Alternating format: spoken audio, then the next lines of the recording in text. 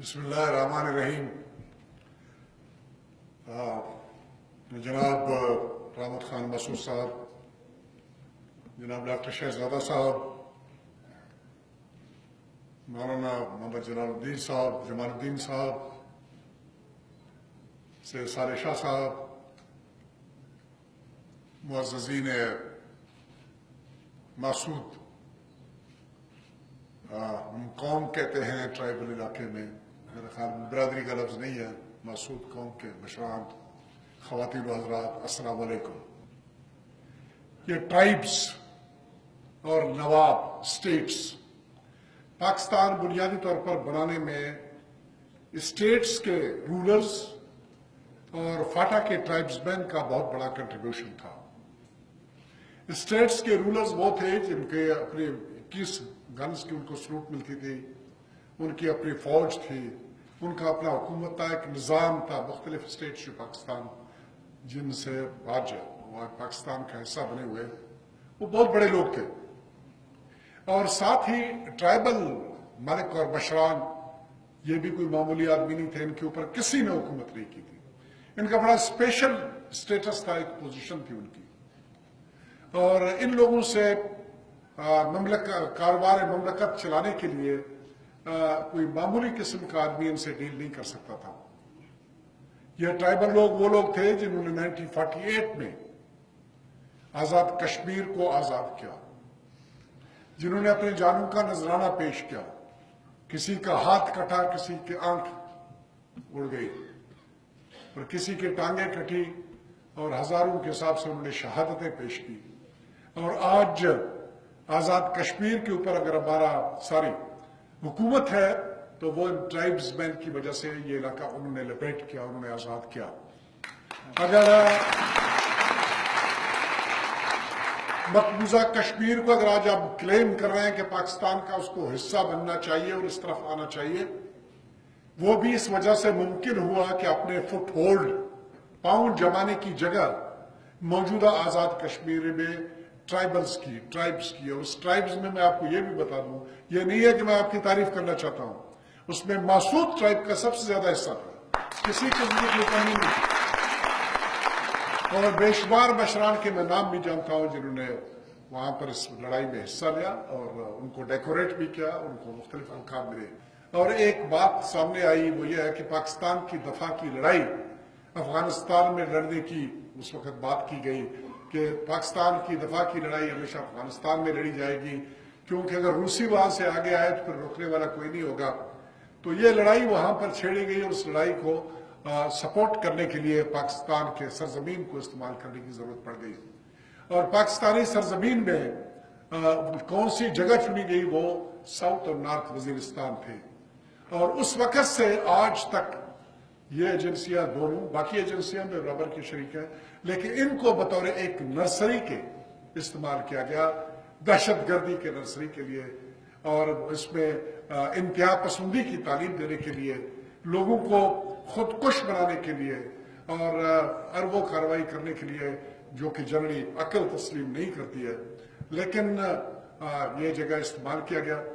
इस्तेमाल करने की वजह आपकी खास क्वालिटी है।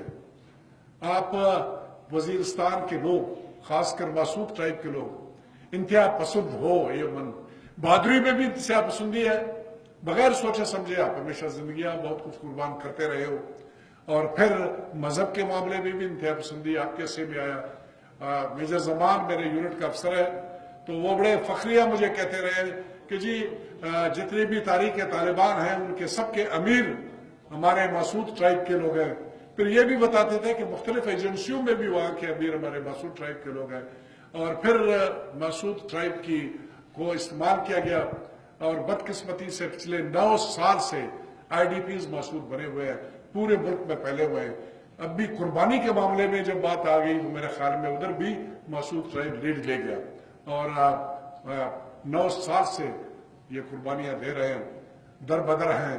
34,000 फैमिलियों का रिकॉर्ड तो मेरे पास है कि जिनको अभी रिपैट्रिएट किया जाना है, इनको वापस भेजा जाना है।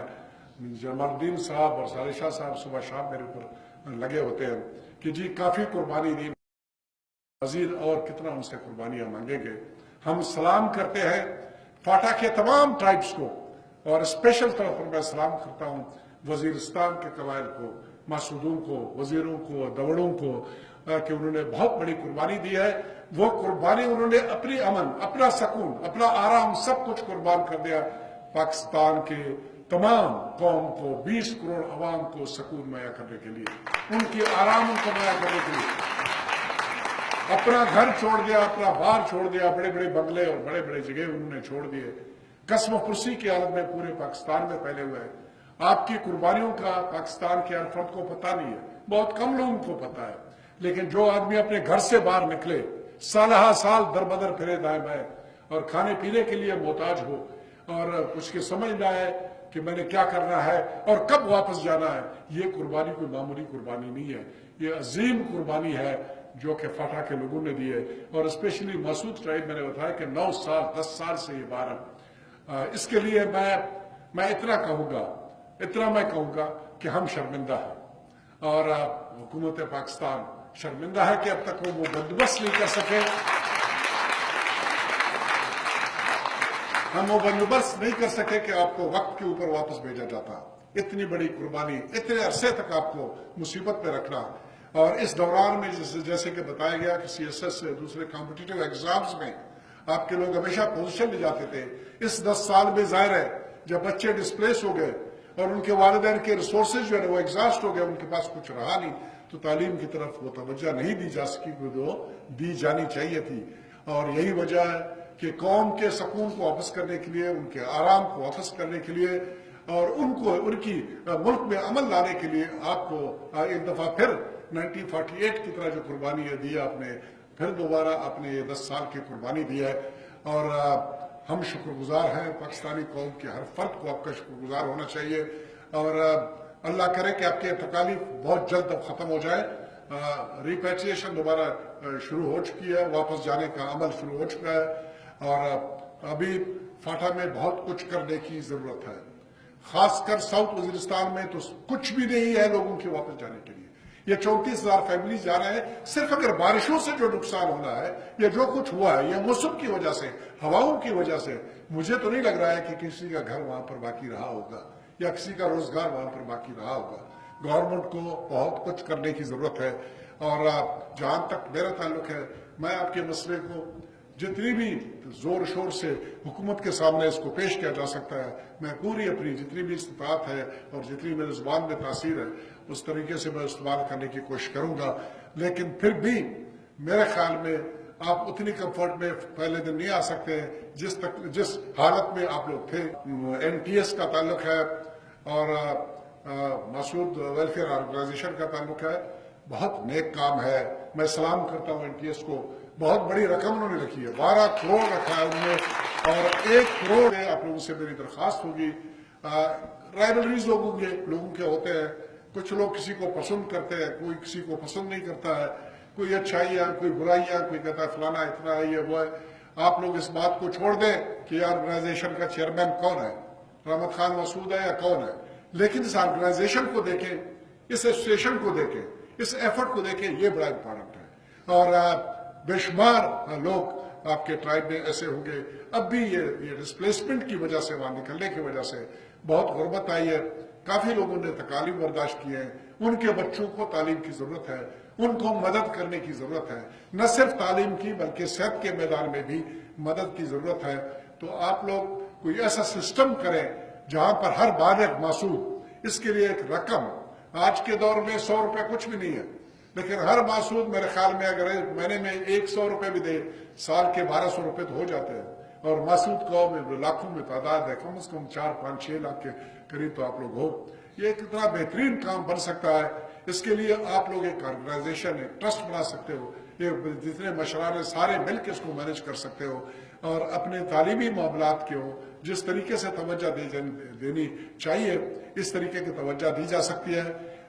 मैं अपने तौर पर यह कर सकता हूं कि इस वेलफेयर ऑर्गेनाइजेशन को मजीद आप इसके बारे में जरा सोचें, तालीम के अलावा और क्या चीजें आप इसमें शामिल कर सकते हैं। सेहत का मसला मैंने आपको बता दिया, और कई चीजें हैं, और इसके बारे में ये हमारी डोनर्स है, इंटरनेशनल कम्युनिटी है, कर्नल याकूब मासूद उनके अंदर सुबह शाम उनसे इंटरेक्शन करते हैं।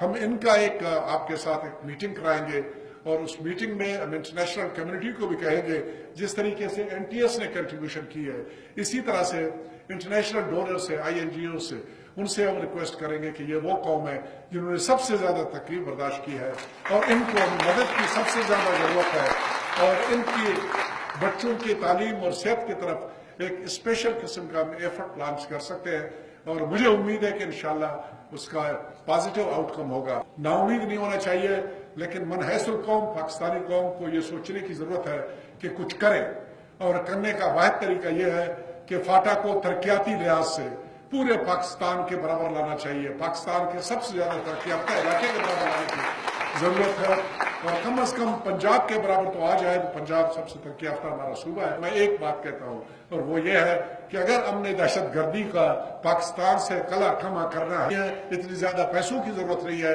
अगर इंटरनेशनल कम्युनिटी के सामने भी इस मसले को सही तौर पर रखा जाए, सलीम साफी साहब यहाँ पर बैठे हुए हैं, एक जवान हमारे सहाफी है माशाल्लाह, बहुत बेहतरीन तरीके से प्रेजेंटेशन करते हैं, ये भी फाटा के रहने वाले हैं।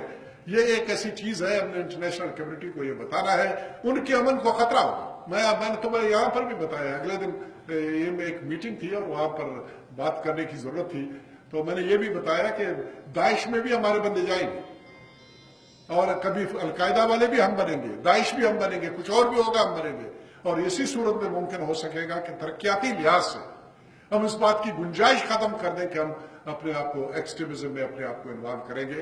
तो ये एक बहुत अच्छा एफर्ट है जो यहाँ पर लॉन्च किया गया है। मुझे 100% उम्मीद है कि जितने भी आप लोग मशरान हैं, जितने भी मासूद कौम के अफराद हैं, इस एफर्ट को, एक नेक एफर्ट है, इसको आप लोग सपोर्ट करोगे और इसको खत्म नहीं होने दोगे।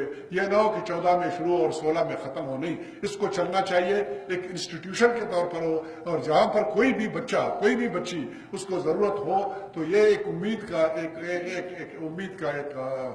क्या कहते हैं उसको, एक डायरेक्शन होना चाहिए उसके लिए और उसको वो अपनी दरख्वास्त दे और वहां से उनको मिले। तो बहुत बहुत मुबारक हो आप दोनों को और मैं आप तमाम लोगों का शुक्रिया अदा करता हूँ, आपने मुझे मौका दिया और मैं आपके टीम का हिस्सा हूँ। बेशुमार मेरे दोस्त हैं मासूद कौम में, मेरे दोस्त हैं, मेरे साथी हैं, बेशुमार लोगों को जानता हूँ। मैं शुक्रगुजार हूँ, आपने मुझे इज्जत दी।